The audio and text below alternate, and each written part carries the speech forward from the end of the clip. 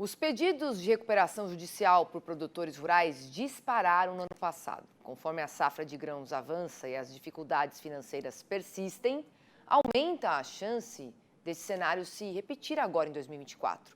Dados do Serasa Experian mostram que de janeiro a setembro de 2023 foram registrados 80 pedidos deste recurso no Brasil, um aumento de 300% comparado a todo o ano de 2022. E sobre esse assunto, eu vou conversar agora com o especialista Leonardo Ribeiro Dias, que é head de contencioso, arbitragem e insolvência do escritório de advocacia Marcos Martins Advogados. Obrigada aqui pela sua presença. Obrigado, Priscila. Leonardo, como é que funciona o processo de recuperação judicial das empresas? Muito bem. A recuperação judicial nada mais é do que um processo de negociação coletiva, em que as empresas vão propor aos seus credores um plano de recuperação que pode ser aprovado ou rejeitado. Nesse período, as execuções e ações contra a empresa, via de regra, ficam suspensas e a empresa é monitorada por um administrador judicial, uma pessoa de confiança do juiz que vai fiscalizar as atividades e o cumprimento do plano de recuperação, caso ele seja aprovado pelos credores. Nesse plano, a empresa em dificuldades vai propor aos seus credores soluções para que a dívida caiba dentro da empresa.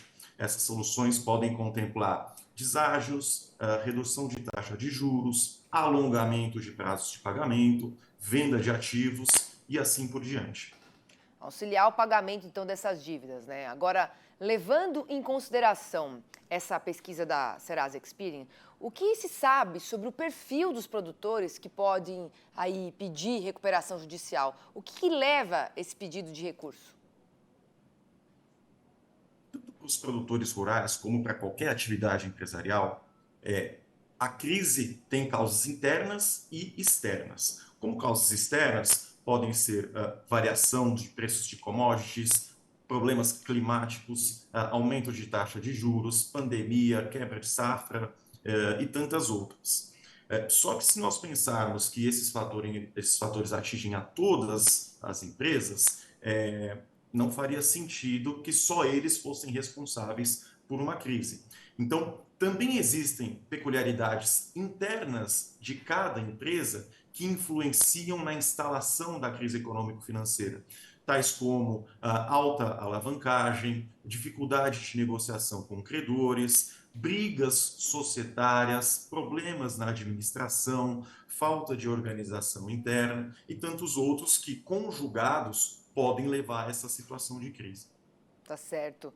Agora, Mato Grosso, né, é o maior produtor de grãos do Brasil e o estado com o maior número de pedidos. Passou por muitas irregularidades, principalmente climáticas. A recuperação judicial é a melhor alternativa quando há quebra de safra, por exemplo, e, consequentemente, quando o produtor sabe que não vai conseguir honrar com os contratos que foram firmados? Depende. Pode ser a melhor alternativa ou não.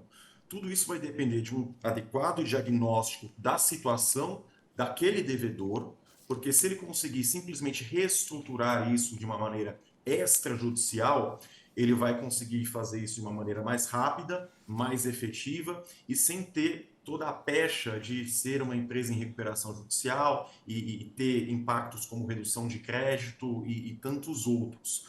No entanto, se a crise for de um grau mais elevado, a interlocução com os credores for mais difícil, fatalmente a recuperação judicial vai ser um canal para permitir que aquela empresa consiga se soerguer, superar suas dificuldades e pagar os seus credores. Agora, Leonardo, quais são os primeiros passos a se fazer, né, a dar, quando as contas não começam a fechar? Será que a solução é travar os custos de produção e evitar venda antecipada? O que pode ser aí uma alternativa? Tudo vai depender de um adequado diagnóstico da empresa e da sua situação. É como se a gente fosse ao médico. O médico vai examinar o paciente e vai indicar o remédio próprio a partir dos sintomas que o paciente apresentar. Se esse remédio for errado, ele vai fazer mal para o paciente. Da mesma forma, para as empresas. Se for adotado uma solução ou um remédio que não é o adequado para a solução daquele problema, que muitas vezes é um problema pontual, o efeito pode ser muito pior do que o desejado.